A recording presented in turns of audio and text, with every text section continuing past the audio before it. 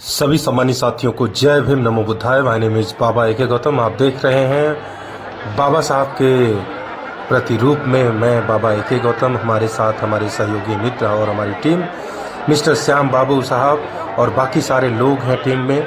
और बाकी आप देख सकते हैं, और ये है नई दिल्ली के अंदर एक ग्रेटर नोएडा के पास में है दलित स्मारक। वहाँ पर पहुँचे अचानक तो इतनी भीड़ लग गई हमें देखने के लिए। लोगों ने फ़ोटो खींचना, सेल्फी खिंचाना, कम से कम 3 घंटा मेरे को यहाँ पर लग गया। तो साथियों, ये आप लोगों का बाबा साहब के प्रति प्यार है, मान है और सम्मान है।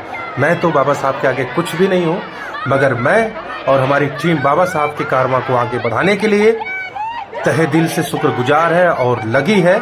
और आप लोगों का सपोर्ट और प्यार बहुत ज़्यादा ज़रूरी है। अगर आप लोग इस चैनल पर नए हैं तो सब्सक्राइब जरूर कीजिएगा और इस वीडियो को आगे शेयर कीजिएगा। और हमारी ज़रूरत हो कभी तो हमें ज़रूर मैसेज कीजिए, हम आप लोगों के समक्ष उपस्थित होंगे। और दूसरी बात यह है कि बाबा साहब के कार्य के लिए आप लोग हमसे संपर्क कर सकते हैं।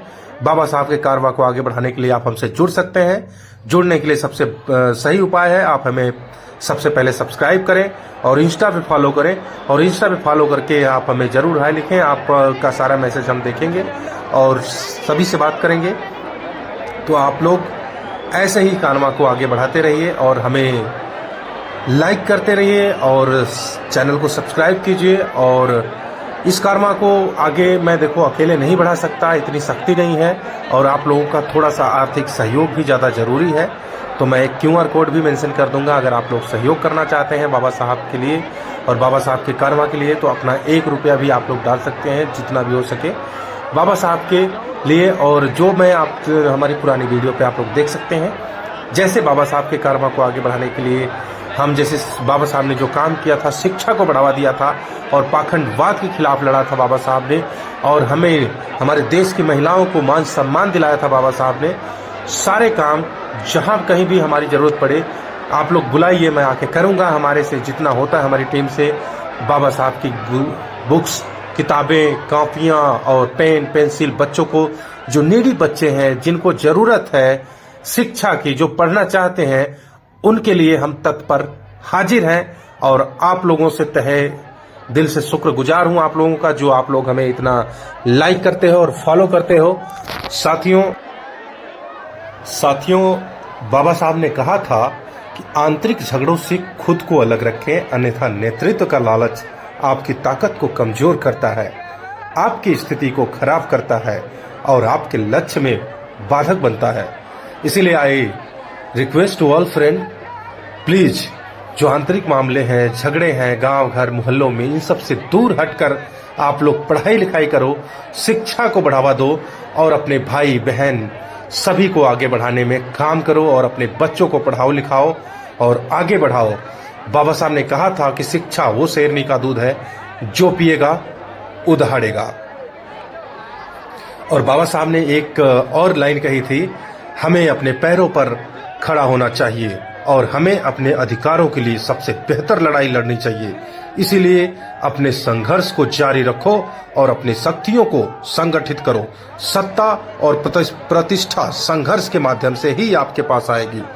तो ये बहुत ही सही और उम्दा बातें कही हैं बाबा साहब ने, जो अभी लागू होती है हम लोगों के ऊपर। देखिए, बिना सत्ता के हम लोग कमजोर हैं।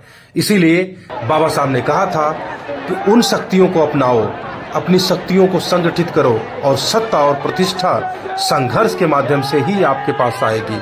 जब तक आप संघर्ष नहीं करोगे तब तक ना सत्ता आएगी ना प्रतिष्ठा आएगी। जब सत्ता आ जाएगी तो आपके सारे काम आसान हो जाएंगे। साथियों, देखिए, भीड़ इकट्ठा करना हमारा अधिकार नहीं है। हमारा अधिकार ये है कि हम कितनों को शिक्षित कर सकते हैं, हम कितने लोगों को आगे बढ़ा सकते हैं, हम कितने गरीब लोगों की मदद कर सकते हैं, हम कितने असहाय लोगों की मदद कर सकते हैं। तो आप लोगों के पास जहां कहीं भी अपने से, अगर आप कमा रहे हो अच्छा, अगर आप नौकरी पेशा में हैं तो अपने से छोटे लोगों की जरूर मदद करें। यही रिक्वेस्ट है हमारी। और बाबा साहब ने ये भी कहा था साथियों, यह बहुत जरूरी है कि राजनीतिक बागडोर अछूतों के हाथों में आनी चाहिए। इसके लिए हम सभी को एकजुट होकर एक राजनीतिक हैसियत प्राप्त करना चाहिए।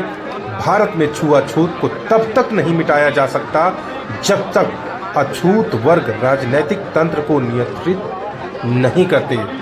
याद रखना, बहुत जरूरी बात यह है कि राजनीतिक बागडोर अछूतों के हाथों में आनी चाहिए। इसके लिए हम सभी को एकजुट होकर एक राजनीतिक हैसियत प्राप्त करनी चाहिए। भारत में छुआछूत को तब तक नहीं मिटाया जा सकता जब तक अछूत वर्ग राजनीतिक तंत्र को नियंत्रित नहीं करते। याद रखना, अभी जो लोग सत्ता में हैं, हमारे लोगों को दबाने की कोशिश कर रहे हैं, उन लोगों से अगर हमारी वीडियो देख रहे हैं तो उन घटिया लोगों से मैं विनती करना चाहूँगा, ये अपनी जातिगत और मनुवादी विचारधारा हम लोगों पे ना थोपे और ना अपनाएं। हम अम्बेडकरवादी हैं, संघर्षों के आदी हैं, और याद रहे कि हम बिना संघर्ष के आगे नहीं बढ़े हैं और किसी के टुकड़ों पे नहीं पलते। हम मेहनतकश लोग हैं, मेहनत मजदूरी कर कर खा लेंगे, मगर किसी के टुकड़ों पर पलने नहीं जाएंगे। याद रखना कि मेहनत करते हैं तब खाते हैं। और हाँ, अपने लोगों से मैं कहना चाहूँगा, जो भी लोग हमारी इस वीडियो को देख रहे हैं, प्लीज पढ़ाई को फर्स्ट प्रायोरिटी दो। बाबा साहब ने कहा था 2 रोटी कम खाओ मगर अपने बच्चों को जरूर पढ़ाओ। आइए, 25 नवंबर 1949 को संविधान सभा में बाबा साहब डॉक्टर भीमराव अंबेडकर द्वारा दिया गया अंतिम भाषण मुझे पता है जितना मैं आप लोगों को बताता हूँ। डॉक्टर बाबा साहब अंबेडकर ने कहा था, इस संविधान सभा के पिछले कार्य की ओर ध्यान देने से यह विदित होता है कि जब यह प्रथम बार 9 दिसंबर 1949 को समवेत हुई थी, उस समय से अब तक 2 वर्ष 11 महीने और 17 दिन हुए हैं। इस समय में संविधान सभा के कुल 17 सत्र हुए। इन 17 सत्रों में प्रथम सत्र 6 सत्र लक्ष्य मूलक संकल्प पारित करने में मूलाधिकार विषयक, संघ संविधान विधेयक, संघ की शक्तियों की प्राप्ति, प्रांतीय संविधान विषयक, अल्पसंख्यक वर्ग विषयक तथा अनुसूचित क्षेत्रों और अनुसूचित जनजातियों विषयक समितियों के प्रतिवेदनों पर विचार करने में लगे। 7वें और 8वें और 9वें और 10वें और 11वें सत्रों में संविधान के मसौदे पर विचार हुआ। संविधान सभा ने इन 11 सत्रों में 165 दिन लगे। इनमें से सभा ने 114 दिन संविधान के मसौदे का विचार करने के लिए लगाए। मसौदा समिति का निर्वाचन संविधान सभा ने 29 अगस्त 1947 को किया था। इसकी पहली बैठक 30 अगस्त को हुई। 30 अगस्त से उसकी बैठक 141 दिनों तक हुई और इस समय में वह संविधान का मसौदा तैयार करने में लगी रही। मसौदा समिति के लिए इस कार्य को करने के लिए संवैधानिक मर्यादा दाता के द्वारा तैयार किए गए संविधान के मूल मसौदे में 243 अनुच्छेद और 13 अनुसूचियां थी। मसौदा समिति द्वारा जिस रूप में प्रथम मसौदा संविधान सभा में उपस्थित किया गया था, उसमें 315 अनुच्छेद और 8 अनुसूचियां थी। विचार स्थिति के समाप्त होने पर संविधान के मसौदे अनुच्छेदों की संख्या बढ़कर 386 हो गई। अपने अंतिम रूप में संविधान के मसौदे में 395 अनुच्छेद और 8 अनुसूचियां हैं। संविधान के मसौदे पर भेजे गए कुल संशोधनों की संख्या लगभग 7635 थी। इनमें से सभा में पेश किए गए संशोधनों की संख्या 2473 थी। इन तथ्यों का मैंने इसलिए वर्णन किया है कि स्थिति ऐसी आ गई थी जब यह कहा जाता है कि कार्य समाप्त करने में सभा ने बहुत अधिक समय लगा लिए। वह आराम से चल रही है और लोग धन का अपव्यय कर रही है। गांव में आग लगी रही है और कहार नाचने में मस्त है कि कहावत चरितार्थ हो रही है। कहा जाता है कि क्या यह शिकायत किसी रूप में भी न्याय युक्त है? आइए हम उस समय का विचार करें जो अन्य देशों की संविधान सभाओं ने अपना संविधान बनाने में लगाया।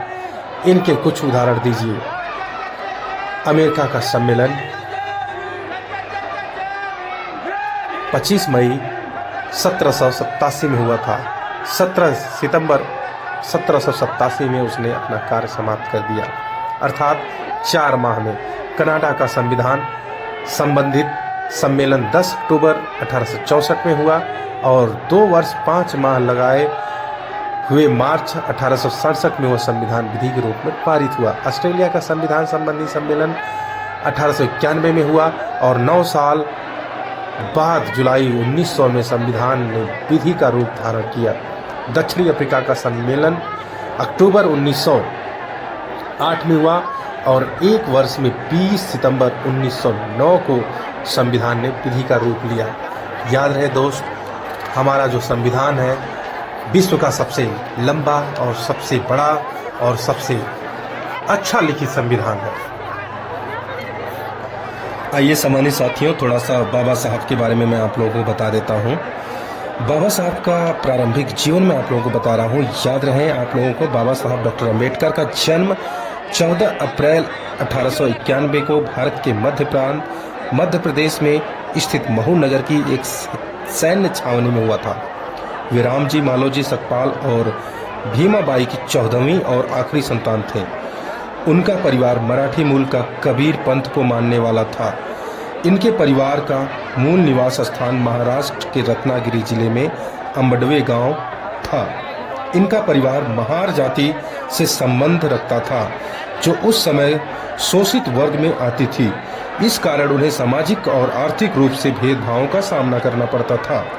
भीमराव अंबेडकर के पिता Ramji Sakpal British east India company में सेना में कार्यरत थे।